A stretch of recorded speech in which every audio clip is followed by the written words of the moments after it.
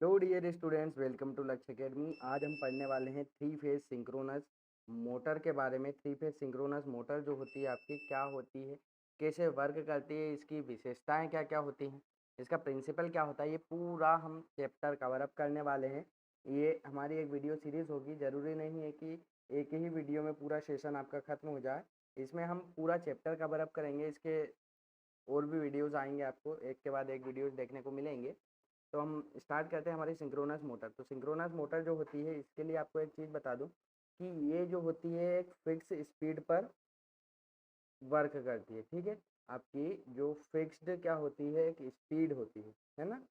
आपकी एक fixed speed पर काम करेगी। तो कैसे? फॉर एग्जांपल इसको 1500 आरपीएम के लिए बनाया गया है। और आरपीएम क्या होता है?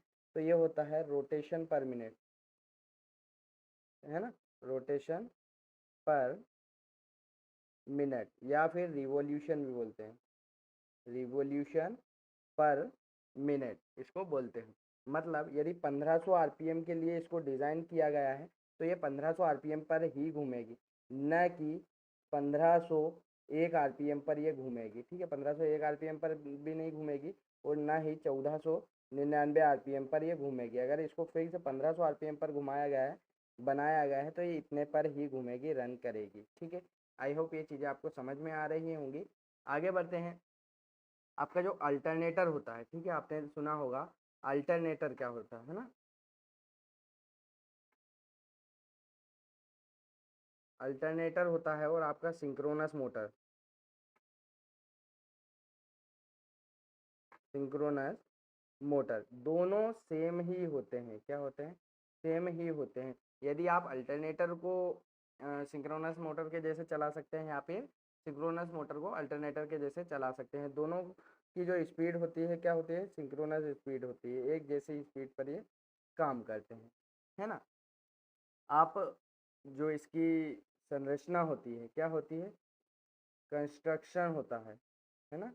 इसका कंस्ट्रक्शन जो होता है, संरचना जो होती है, वो दोनों की क्या होती है? संरचना भी आपकी सेम होती है। दोनों की, अल्टरनेटर की भी सेम होगी और आपके सिंक्रोनस मोटर की भी जो संरचना होगी, प्रिंसिपल्स होंगे, वो एक ही होंगे। आप अल्टरनेटर को जैसे भी यूज़ कर सकते हो, सिंक्रोनस जनरेटर के जैसे यूज़ कर सकते हैं, या फिर सिंक्रोनस मोटर के जैसे इसको यूज़ कर सकते हैं।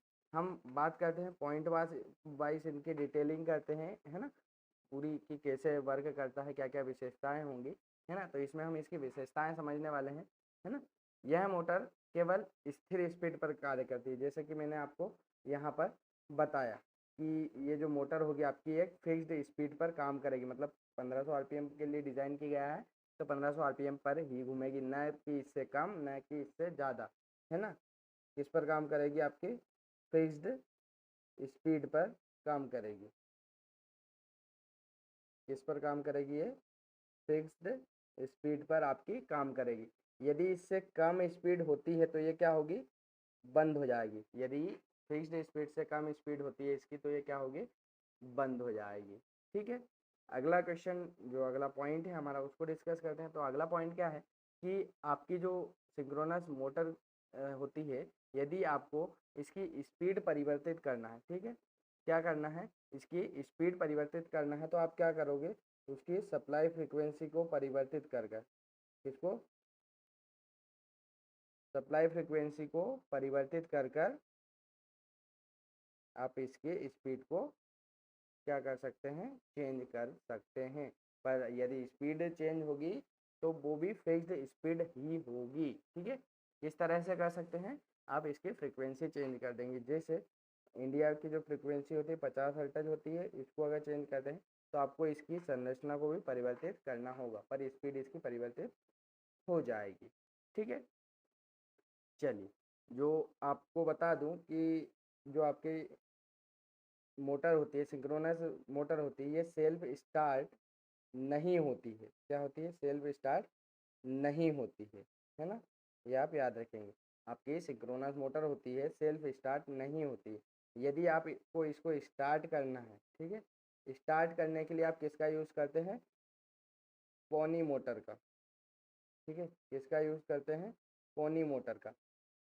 अब ये पोनी मोटर क्या होता है? ये छोटी मोटर्स होती है ना, छोटी मोटर को क्या बोलते हैं, छोटी मोटर को आप पोनी मोटर बोलते हैं। कौन सी, शंट मोटर हो सकती है, डीसी शंट मोटर, या फिर छोटी इंडक्शन मोटर हो सकती है ना, उसको क्या बोलते हैं आप, पोनी मोटर बोलते हैं।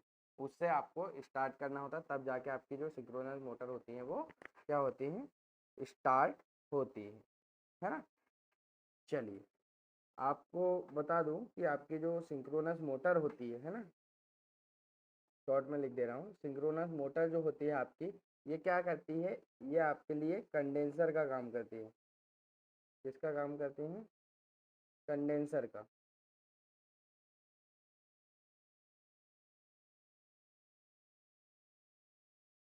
कंडेंसर का काम करती हैं, मतलब कब कहाँ पर काम करती हैं वो भी समझ लेते हैं। तो आपकी जैसे ये आपका जनरेशन हो रहा है यहाँ पर है ना, जनरेटिंग स्टेशन है, यहाँ से ये जो एंड पॉइंट होगा है ना, एंड पॉइंट होगा सप्लाई का आपका, आपकी लाइन ट्रांसमिट होगी है ना, यहाँ डिस्ट्रीब्यूट होगी, तो आपका जो लास्ट पॉइंट होगा, एंड पॉइंट होगा, यहाँ पर आप सिंक्रोनस मोटर को लगा देंगे, तो ये क्या करेगी, आपका पावर फैक्टर जो होता है पीएफ जिसको हम बोलते हैं, उसको मेंटेन करेगी। क्या करेगी, मेंटेन करने का काम करती है। मतलब आपका जो लैगिंग पावर फैक्टर होता है ना, लैगिंग पीएफ होता है, उसको सुधारने का काम करती हैं। क्या करती हैं, पावर फैक्टर को सुधारने का काम करती हैं, है ना। आपकी सिंक्रोनस मोटर जो होती है पावर फैक्टर को सुधारने का काम करती है ना। आपकी जो पावर फैक्टर मोटर्स जो होती है, सिंक्रोनस मोटर होती है ना, वो पीएफ को सुधारती है। तो आपको पता है पीएफ कितने प्रकार का होता है, एक होता है लैगिंग होता है, दूसरा होता है लीडिंग होता है, और तीसरा होता है यूनिटी। तो पावर फैक्टर कैसा होना चाहिए, हर केस में यूनिटी होना चाहिए। अगर लैगिंग होगा तो क्या होगा, आपको नुकसान होगा, और लीडिंग होगा तो आपका सही रहेगा। आपको बता दूं, आपके जो कैपेसिटर्स होते हैं हम इंडक्शन मोटर में लगाते हैं, वो पावर फैक्टर को लीड करने के लिए लगाते हैं। लैगिंग पावर फैक्टर आपको बता दूं कि इंडक्शन मोटर जो होती हैं, या फिर इंडक्शन मशीन, आपके जितने भी प्रकार की इंडक्शन मशीन्स होंगी उनमें क्या होगा, आपकी जो पावर फैक्टर होगा वो क्या होगा, लेगिंग होगा, है ना, कोई से भी। अब वो आपका ट्रांसफार्मर हो सकता है, एक्समर जिसको हम बोलते हैं ना, मोटर्स हो सकती हैं आपकी, है ना, इंडक्शन मोटर जो भी होती हैं, सिंगल फेज वाली हो सकती हैं, थ्री फेज वाली हो सकती हैं। ये सब क्या होता है, आपके लेगिंग पावर फैक्टर पर आपकी काम करती हैं, है ना। जो आपकी सिंक्रोनस मोटर होती है उसको ओवर एक्साइटेड जब हम चलाते हैं, क्या कहते हैं, ओवर एक्साइटेड जब चलाते हैं, तो उसको कब चलाएंगे, उसको चलाएंगे नो लोड पर। किस पर चलाएंगे, नो लोड पर यूज़ करेंगे, तब वह किसका कार्य करेगी, कंडेंसर का, है ना। नो लोड पर चलाएंगे तब कंडेंसर का कार्य करेगी। अगर हम इसमें स्लिप की बात करें, है ना, स्लिप कितनी होती है, तो इसमें ज़ीरो होती है। अगर आपसे पूछा जाए कि सिंक्रोनस मोटर की स्लिप क्या होती है, तो स्लिप जो होती है वो ज़ीरो होती है ना। इसके जो होता है आपका स्पीड रेगुलेशन की बात करें हम, स्पीड रेगुलेशन जो होता है, स्पीड रेगुलेशन क्या होता है, इसका ज़ीरो होता है, शून्य होता है ना। स्पीड रेगुलेशन में क्या होता है, इसका शून्य होता है। यहीं पर हम स्टार्टिंग टॉर्क की भी बात करें, स्टार्टिंग टॉर्क जो होता है ये भी क्या होता है, इसका ज़ीरो होता है ना। स्टार्टिंग टॉर्क भी क्या होता है, शून्य होता है ना। चलिए अगर हम इसके बात करें रोटर की, ठीक है, इसमें जो रोटर होता है वो कौन से टाइप का होता है, सेलिएंट टाइप का। कौन से टाइप का होता है, सेलिएंट टाइप का रोटर होता है, सेलिएंट पोल टाइप का होता है ना। कौन सा होगा, सेलिएंट पोल टाइप का रोटर होता है। क्यों, क्योंकि इसमें रिलेक्टिंग, है ना, रिलेक्टेंस टॉर्क होता है, ठीक है। अब हम बात करें कि डिज़ाइन कितने वॉट तक के लिए किया जाता है, या फिर इसकी जो स्पीड होता है कितनी स्पीड तक के लिए डिज़ाइन की जाती है। तो इसकी डिज़ाइन जो होती है ना, पावर रेटिंग में, पावर रेटिंग में कितनी होती है, ठीक है। तो ये 125 है ना, 150 कितना होता है, 150 वॉट से कितने वोल्टेज तक बनाई जाती है, 15 मेगावाट तक,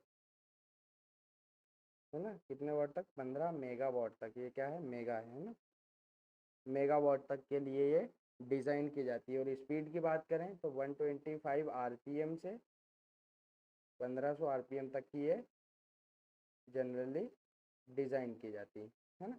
वीडियो में दी गई जानकारी अगर आपको अच्छी लगी तो वीडियो को लाइक करें, है ना, ज़्यादा से ज़्यादा अपने दोस्तों में शेयर करें। यदि चैनल को पहली बार विजिट कर रहे हैं तो चैनल को सब्सक्राइब करें, ताकि ज़्यादा से ज़्यादा अपने जो आपके दोस्त हैं वह भी पढ़ सके। ये जो